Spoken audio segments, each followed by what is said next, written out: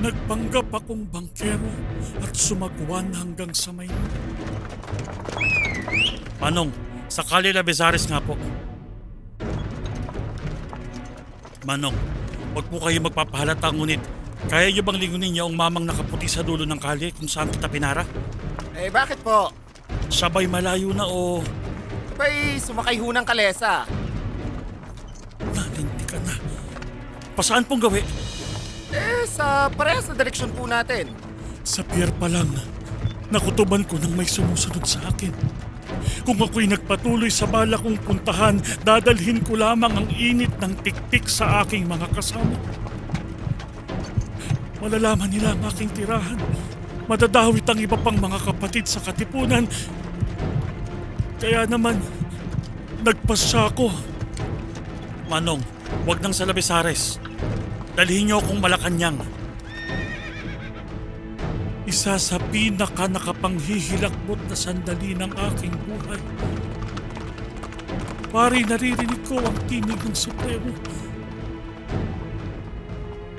Bumubulong sa aking konsensya nang uusig ng aakusa. Bakit, Pio? Talaga bang dahil ibig mong iligtas ang mga kasama at ilayo sa amin ang init ng espiya? Dahil ba pinanawan ka na ng pag-asa? Inakala mong talo na ang himagsikan kaya itinatuwa mo ito? At sa pagsuko sa Kapitan General ay umaasa kang patatawarin ang iyong pag-aaklas laban sa Kastila. Ay, kayo mga kapatid, kayo ang iniisip ko. Hindi ang aking sarili. Kasaysayan ang hatol sa akin. Langit ang may alam. Ikaw, Supremo, Kat Andres Bonifacio sa iyong luklukan sa langit. Malalaban mo. Hindi ako tuwag. Hindi ako taksil. Alam kong hindi ito totohanin ng pamahalaang Espanya ang pinangako nitong pagwawalang sala. Prinotektahan ko kayo. At isinubo ko ang sarili ko sa bunganga ng leon.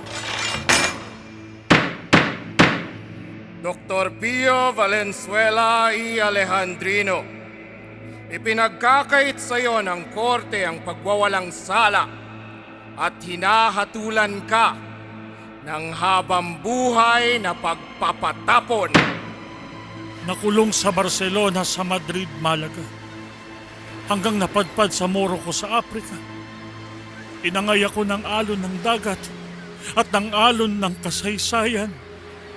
Sa piitan ko nabalitaan ang tungkol sa karumal-dumal na sinapit ng Supremo.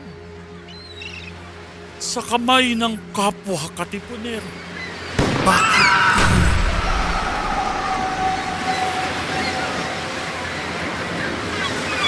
Kahayupan! Paghimbing busabos ng Espanya.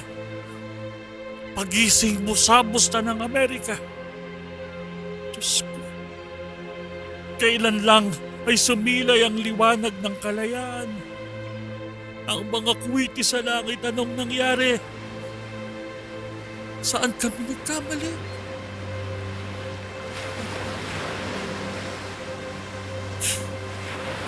Diyos ko.